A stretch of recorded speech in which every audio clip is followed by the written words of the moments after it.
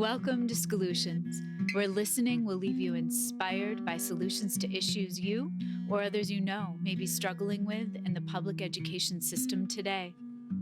I am Olivia Wall, and I am humbled to welcome my guest today, Jill Macfarlane. Jill started her career as a child life specialist at her local children's hospital and has been involved with the Sharing Place, a grief support center you'll learn more about today, for 21 years now. She has 2 teenage daughters and lives in Salt Lake City, Utah. Welcome, Jill. I am so honored to have you as a guest.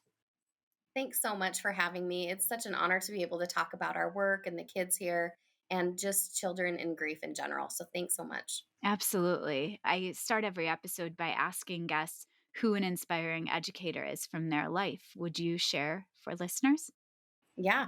My sixth grade teacher at McMillan Elementary, Mrs. Hahn, truly made an impact on my life. She was the first person who really saw me as me and really helped me understand who I was and what I had to offer. And I, to this day, still remember how she made me feel important.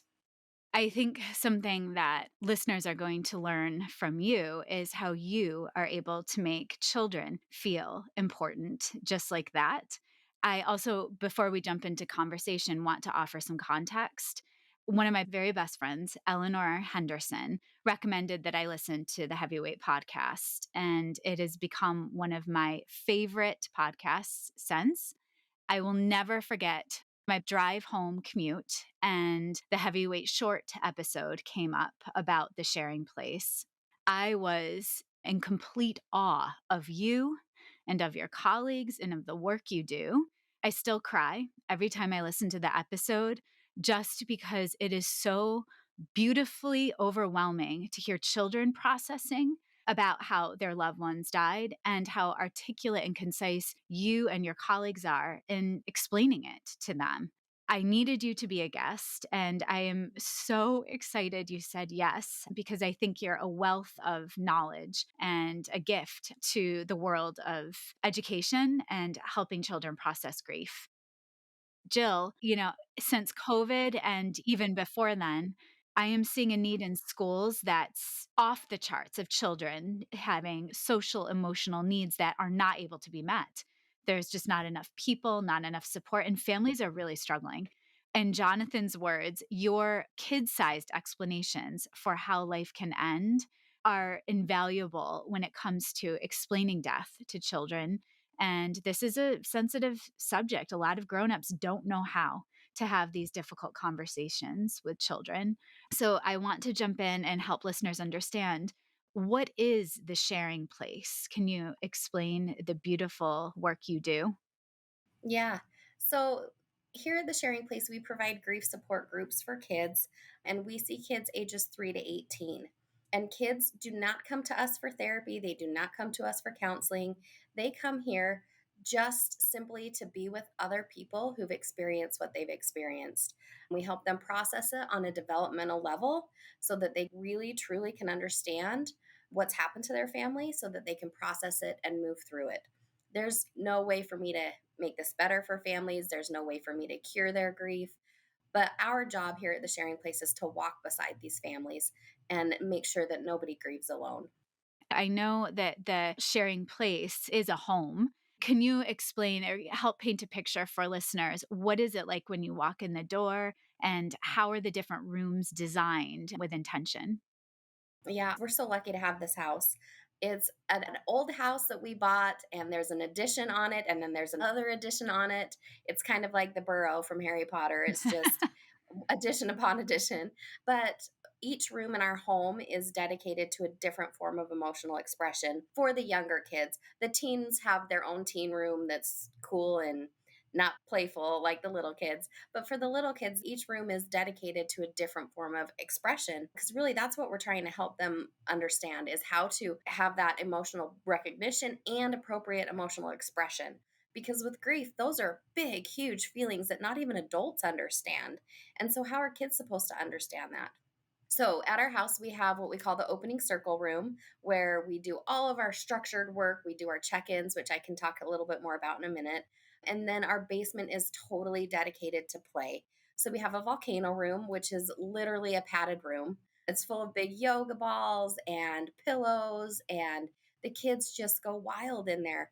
A big, huge part of grief for kids is energy. Just like I said, those grief feelings are big and they come out in energy with kids because they just don't understand what those feelings are. So we get a lot of big energy out in the volcano room. We have an art room. We always have a different art project at the table for the kids. We have a soft room, which is our babies and our dress ups and our doctor play. It's all of our pretend play in the soft room. And then we have our activity room, which is Legos and dinosaurs and trucks and blocks as well. Wow. So we really try hard to provide options A through Z for kids because not every kid's going to connect with art and not every kid is going to connect with soft play. And so if we can provide options A through Z, hopefully all the kids here can find something they can connect with. Yeah, and Jill, what is your role at the center? So my role is the program director. I run all of the programming, I write all of the themes, do all of the volunteer training, all of those things. But I also run one of our groups. I run the Littles group. And I feel like it's really important for me to stay in a group. It helps me remember the work behind scenes and why we're doing it. And I need to work with those kids. They're what bring the joy to my job. Yeah, I remember hearing you and listening to the way you explain death to children that sometimes are walking into the center for the first time. And it's just so much. And I think it's important for listeners to understand why it is so important to be honest with children about how their loved ones died and to use really concrete language. Yeah. So, what you're speaking about is our intake process at the sharing place. And families come before they start a group, they come and meet with me for an intake. And we go through their whole story together just so that I know their story and I know their family and I know what they're dealing with so that I can find a group that best meets their needs. Sometimes when kids come to the sharing place, they have very big stories, and families just aren't quite sure how to tell their kids those stories. We are very protective of our kids and we want to shield them from hard things. And when we do that, we send the message that we don't trust that these kids can cope with it. If they can't be told the truth about it and they can't understand the truth about what's happened to their person, they're not going to be able to process it appropriately. None of us, I mean, no matter what we're dealing with, whether it's death or anything else in our lives, we cannot process it unless we fully understand it. So we base everything we do off of kids' development. Anytime anybody ever asks me about how do I talk to my kid about this, my first question is how old are they? Because I need to understand where they are developmentally to understand what they know about death and dying and the finality of death and all of those things. So we base everything off of the kids' development and where they are and what they can understand. Can you define grief for listeners? Yeah, grief is the feelings that we feel after someone we love dies. We talk about that in group all the time. The kids come and they're like, "Why am I in grief group?" And I'm like, "Well, grief group is just those feelings that we feel. We all have different feelings, and there are so many different feelings that we can feel after somebody dies." Yeah. And can you give us a couple of other examples of how you explain to children different ways that their loved ones died? So again, it's all based off of kids' development. We separate kids out by age group here. We have littles, which is preschoolers, school age kids, first to fifth graders, preteens, sixth to eighth graders, and our teens are ninth to 12th graders. So it's kind of different how we talk about it with each different age group. But with our littles, our main goal is to help them understand what the word dead even means. Sometimes that's an abstract concept, and going to heaven is just like going to Disneyland. It's a place that you can go and that you're happy and you don't hurt anymore. And that's a really hard concept for littles to understand. So we use the words dead and died here at the sharing place. We don't use passed on or lives with the angels or all of those other soft ways to talk about it because they really do need to understand that their person died. And died means that your body has stopped working. It will never start working again. When your body is dead, you can't think, you don't sleep, you don't eat, you don't poop, you don't do any of those things. Your body is no longer working and it will not start working again. That's a really hard concept for little kids to understand. And if we don't use correct terminology, the stories in their heads are so much bigger. One time I was working in a school group with a kindergartner, and we were talking about the word died and what had happened to his grandma. And he raised his hand and he said, "Well, if you had a heart attack, does that mean you're dead? Your body stopped working?" And I said, "It can. Yeah. Sometimes heart attacks can make our body stop working." And he said, "Well, my grandma had a heart attack and I haven't seen her since." And he did not even put together the fact that his grandma had died because nobody had used that word with him. Wow. And he wasn't allowed to go to the funeral. The families were trying to protect him. And, in trying to protect him, he didn't even understand what happened to his family. How would you explain heart attack to him? Your heart is the part of your body that moves your blood all over your body. And your blood carries oxygen and food and things that make your body keep working. And when your heart stops working, then the blood stops flowing and that makes your body stop working. Hmm. Jill, how do you come up with all of these various explanations for death that are so, I'm not going to call them kid friendly, but kid sized? Yeah. That's a shout out to my child life roots. If anybody has worked with a child life specialists work with children in the hospital to explain medical procedures to help them cope and get through their hospitalization or get through a procedure, whatever it may be. And so, really early on in my career, I learned skills in the child life world about how to use developmentally appropriate language. When I started working for the Sharing Place, it was a natural transition for me to move over and it's not a medical procedure, but talk about death in kid friendly terms. Yeah. Something that really resonated with me about your language is that you also do comparisons for children to help them better understand. Most people wouldn't choose to have a heart attack, but you Right. do explain to children the difference between choice, not a choice, contagious, not contagious. Can you Yeah. elaborate on that and share with listeners how you do that? Yeah, I think that it's important to go through all of those scenarios with kids because kids have huge imaginations. And especially with our school age kids, where they're in this whole cause and effect part of their development, they cause a lot of things in their heads. And so it's really important to go through step by step what happened so that they can understand it and not have that guilt or have any sort of misconceptions. I can't tell you how many kids I've talked to who feel like it was their fault their person died. So the more clear we can be with kids, we can take that from them and so they don't have to carry that on top of their grief. Suicide is something that we talk about a lot at the Sharing Place. Suicide is when you make your own body stop working, Mm, and suicide is a choice. And there's lots of reasons for those choices. We have sicknesses in our brains called depression or bipolar, whatever it may be that this family experienced. But it's not a choice to get cancer, and it's not a choice to have a heart attack. And so it's really important to make sure that they have the whole picture. Contagious and not contagious is the same thing. We have families who have a loved one who died from the flu. So many people die from the flu every year, but you're not always going to die from the flu because if we aren't careful about our words and what happened to the body, then the next time the kid gets the stomach flu, they're going to be panicked that they're going to die too. Or their friend at school is going to die because they're out with the flu. And so it's really, really important that we walk through and individualize. We can't just say, you know, everybody who has addiction dies because that's not really how it works.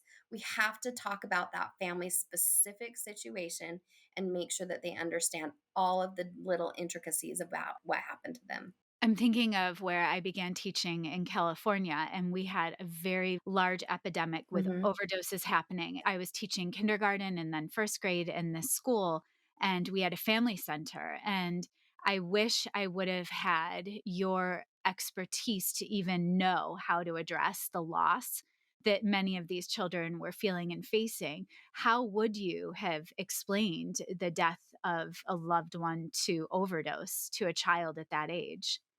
Yeah, and it's again, you have to be really careful to not generalize it. Yeah. So you have to understand the story behind it.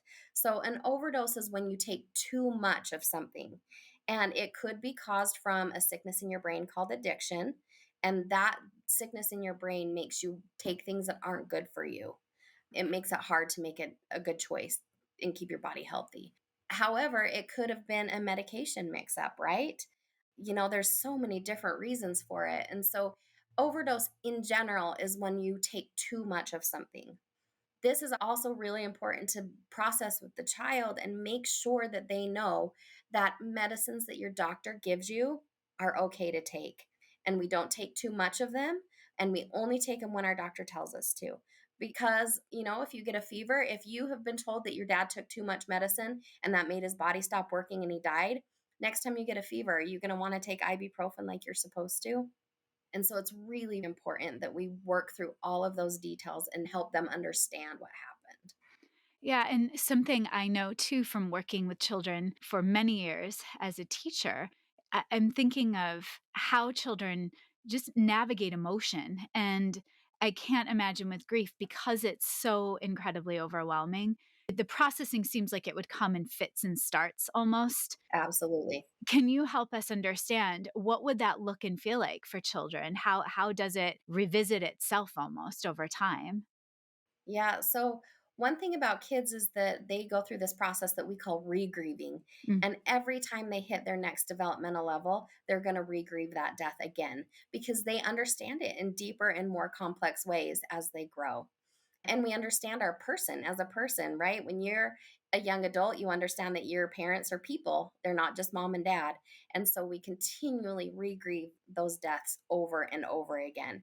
For younger kids, like for littles, grief looks a lot like regression. Maybe you were sleeping through the night and now you're not sleeping through the night. Maybe you're potty trained and now you're not. Those are big things that we see with little kids. With the school age kids, it's just like what you said. It's in starts and fits. And some days we're okay. And some days we're crying for 6 hours over a lost toy because we don't know that we can't regulate those emotions as a young school age kid. And we can't appropriately identify them and say, I'm just really missing mom today. But it's way easier to cry over that lost toy. Kids also have lots of physical symptoms, stomach aches and headaches, because they just don't know how to process that. And we know that emotion affects our body, and it can come in, you know, getting sick all the time or throwing up in the mornings. And that can be caused by grief. I think too of the families and the caregivers that come with their children and how hard it is for them as adults to process the grief that they're struggling with. How have you helped families as well? Is there something that the sharing place does for the grown-ups? Yeah, while the kids are in group, the parents have a group as well. So they are totally separate groups. Everybody needs their own space to talk about what they need to talk about, but they do have their group along with the kids. So while the kids are in their group, the parents are in the parent room. The parents do about half working on their own grief and half how do we help our kids? I feel so hard for these families because it's so hard to parent while you're grieving. And it's so hard to worry about your kids when you're grieving. And how do you separate that and find time for yourself? I mean, just as a parent in general, how do we do self care when we're trying to take care of our kids all the time? But when you add grief on top of that, it is just so challenging. They tell us all the time that the sharing place, those 3 hours a month that they get to share at the sharing place, that's their grief time. And they get to focus solely on themselves and solely on their grief and to be able to process that so they can help their kids. So you just spoke to the amount of time within a month. Can you help listeners understand you have the intake process? How would someone even be able to start coming to the sharing place once they experience death? Yeah. When a family is interested in joining us, the intake is the first step. And then we do have a waiting list at the sharing place. And it just is what it is. We are actually just next month opening up our third center. So we're working really hard to reduce that wait for families. So they'll go on the waiting list. And then when we have an appropriate placement for them, I will call them and put them in a group. When they come to group, it's every other week. So 2 times a month, and they spend an hour and a half with us each time they're here. Our program is open ended. It is their choice how long they get to stay with us. Grief is different for everybody. And as much as I wish that I could fit appropriate processing in a nice 8-week schedule, it's just not how it works. especially when we revisit what we were talking about, kids regrieving. Yeah. Kids need to process this in lots of different ways as they grow and develop. So, open ended, and our average family stays with us about, I think last year our official average was 21 months. So, anywhere between a year and a half and 2 years is how long families stay with us. How do they usually decide, especially the kids themselves, that they're ready to part ways? Yeah, in lots of different ways. We do take a summer break. We do that for ourselves and for our volunteers. We've got to take care of ourselves. And we also do that for the families. They get to take what they've learned and practice it on their own without us over the summer. And a lot of times, I would say most of our families close over the summertime because they realize they can do it without us. They're okay. Or they realize, wow, I really do need that weekly support from other people. But some of the other ways that we know that kids are ready to move on is they are not processing quite as much in our structured portion of our group. They're just anxious to get downstairs and play with their friends. They're not talking about their person as much. Or when other things become more important, we have an attendance policy because we have a wait list. We want families who are in group to come to group. But when, I really don't want to miss basketball tonight, those are important things and important clues to kids that it's time to move on from sharing place because these other things are becoming more important.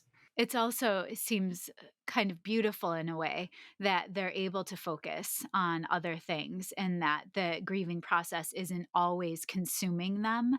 Seems like that would be a really good indicator. It really is. It's not a sad thing when families leave us.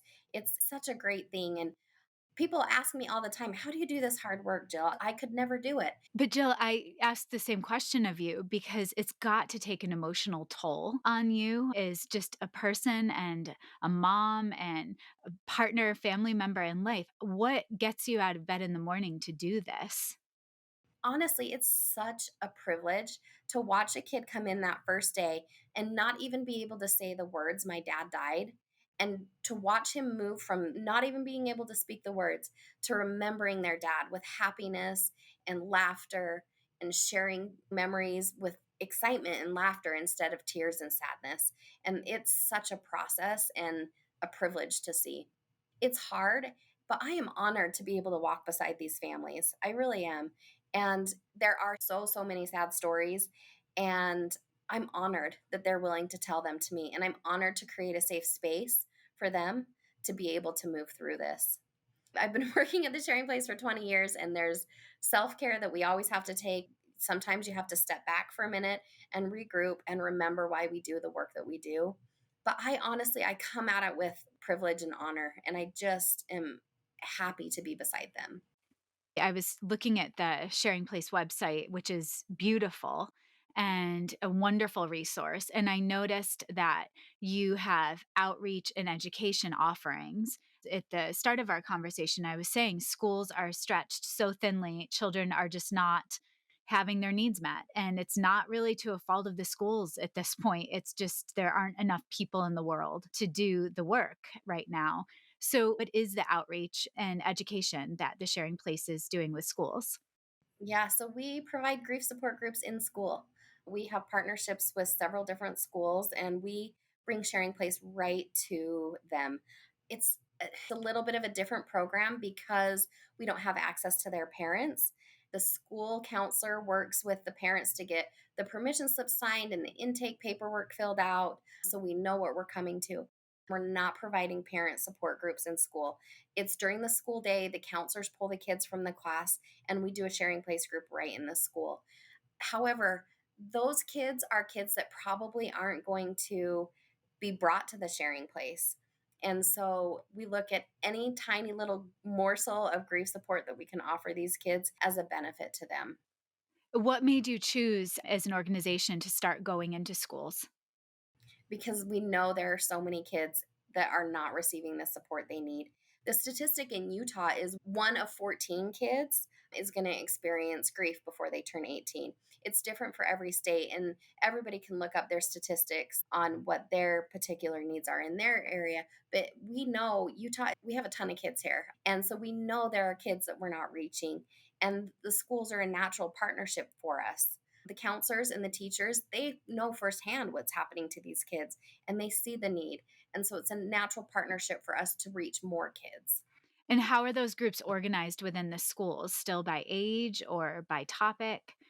Sometimes it depends on the school and how many students they have, how many parents would sign permission slips, all of those, administrative things on the back end. Sometimes we'll do a K through 3 group, and then right after, hour by hour, we'll do, 4th through 6th grade groups after that.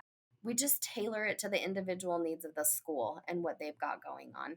Last year we did a group for strictly refugee kids because that's the need that the school had. So we did a regular grief support group, and then we did a grief support group for refugees afterwards because that's what they needed help with. We structure groups in schools the same way we structure them here at the house. We just don't have the luxury of the volcano room. We get really creative with how to help them release big energy at the schools.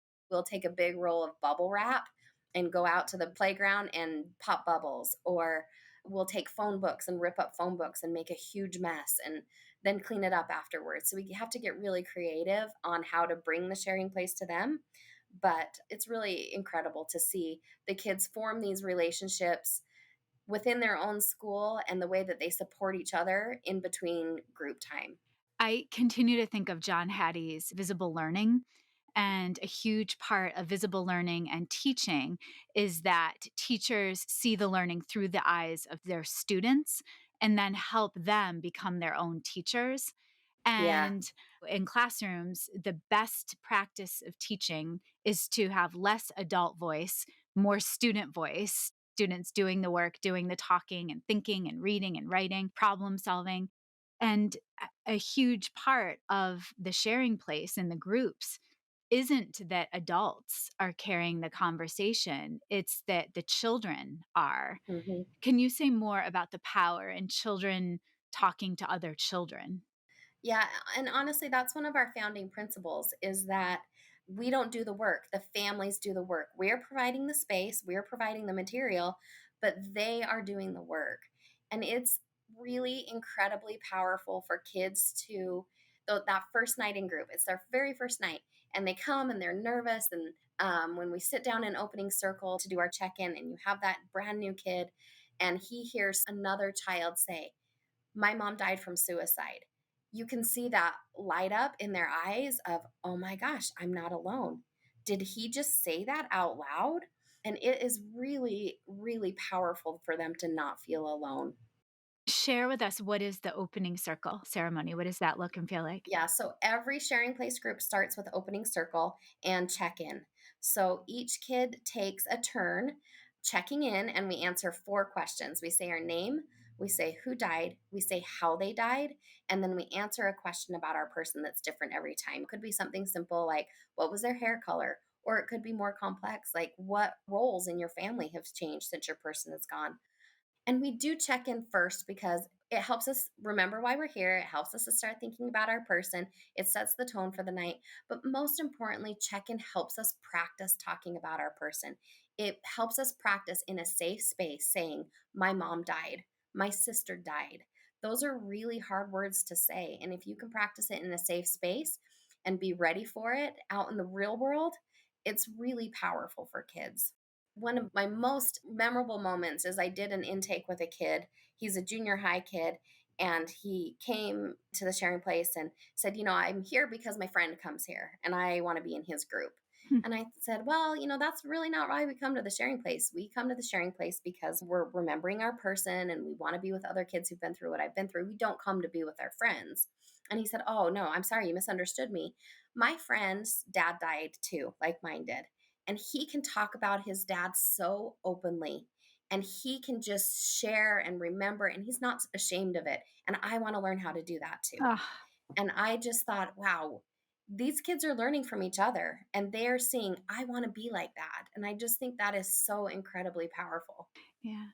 I want to be able to support you and your mission in any way I can. And I'm hoping listeners would be willing to as well, because the work you're doing is incredibly important. For years, there was research that alluded to children not being able to process grief, that they really didn't go through grief. And we know that has Yeah. been dispelled 10 times over. Mhm. It's just different. And so What is our call to action, Jill? How can we support you and the sharing place? We need to talk about grief and death and dying as openly as we talk about sex and drugs and bullying and all of those great things that we're talking about with kids now. We're talking about big, hard things with kids younger and younger, and grief needs to be part of that. There is not one child on the face of this planet that will not experience grief at some point in their life. None of us are immune to it. And so, the more that we can talk about it, the more that we can normalize it, and the more that we can prepare kids for what's coming, the better off they're going to be to cope when it does happen. Just so often, we don't talk about hard things and we don't talk about somebody who's died, and it's salt in the wounds and all of those hard things. And we ignore it. And then we ignore a huge piece of what's happened to this family because it's hard and it's scary and we don't know how to talk about it. So we've got to start talking about it. I worry about as children grow into adults, the way they will navigate future relationships if they don't process loss and if they don't process grief that they've experienced in a very real way. Absolutely. We all know research has shown over and over again that ignoring something does not make it go away. No. It doesn't matter what it is. We have to process all of the hard things that happen to us in our lives. So, to wrap our conversation, what resources would you recommend? Not all of us are as equipped with words as you Yeah. are. What can we offer families and listeners? Well, because you are primarily a teaching resource and you talk about schools, the best resource I can offer you is the National Alliance for Grieving Students. Their website is grievingstudents.org, and it is such a phenomenal resource. There are modules to watch, there are tip sheets to download, there are lists of what to say and what not to say, how to decide if you are going to attend your student's funeral and how to talk to the kids in the class. It's an incredible resource. So please take some time to go through that.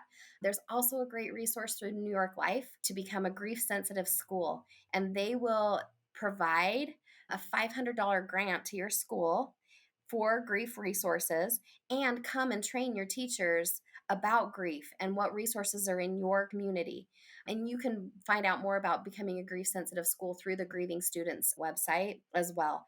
But it's an invaluable resource. We talk all the time about becoming trauma informed, and we need to be grief informed. Yeah. Jill, you are a gift to this earth. And I know you say you feel fortunate to walk alongside families. They are so very fortunate to have you there. And I appreciate every second of time that you've taken away from your work to share and illuminate this really important topic for listeners. Thank you so much, Jill. Yeah, thank you for having me. Take care. Solutions is a podcast created, produced, and edited by me, Olivia Wall. Special thanks to my guest, Jill Macfarlane. Thanks to my older son, Benjamin, who created the music that's playing in the background. If you like Solutions, please share, rate, review, and follow us on Twitter, Instagram, and Facebook at Solutions Podcast. If you want to reach out, the email is solutionspodcast@gmail.com. Don't forget to talk about us nicely on social media, and please keep listening. Let's continue finding inspiration together.